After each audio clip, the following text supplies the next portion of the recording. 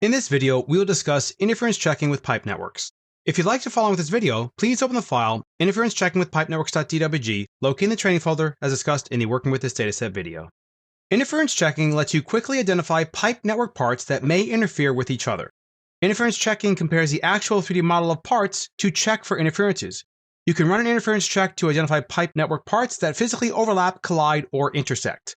The settings and styles are located in the Settings tab under the pipe network category, and then we have the interference styles right here. Let's go ahead and double-click the basic interference style. Under the View Options tab, verify that the Show as Sphere is toggled on. This is just one way that will be used to actually display the actual interference area.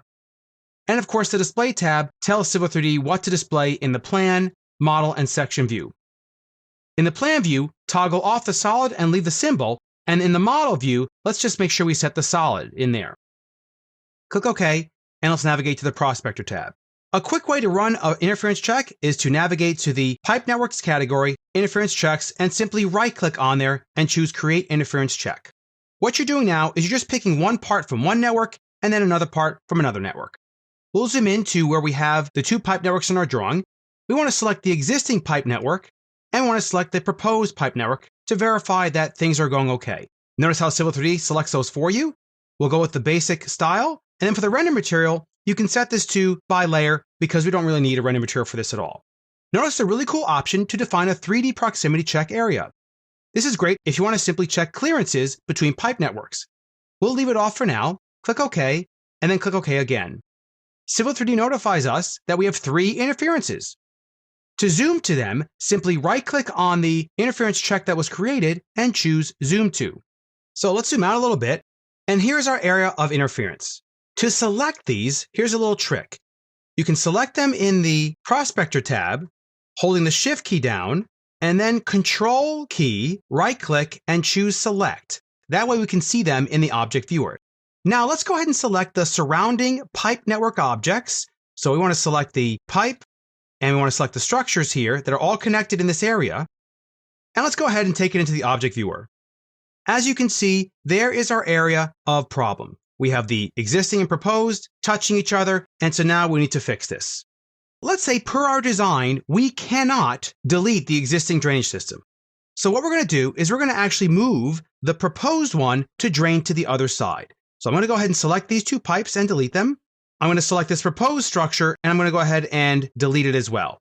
So we're going to select this pipe object. Using the grip, I'm just going to quickly snap it to where this quarter object daylights right there. Now I need to actually add in a wing wall. So with this object still selected, choose the Edit Pipe Network tool.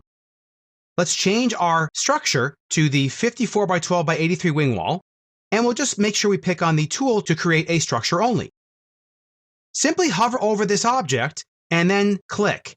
It'll automatically connect it to the pipe. Press Escape to end the command, and then of course you can just simply use the grips to rotate it to the correct rotation. Press Escape to clear your selection set, and go ahead and close the Network Layout tools.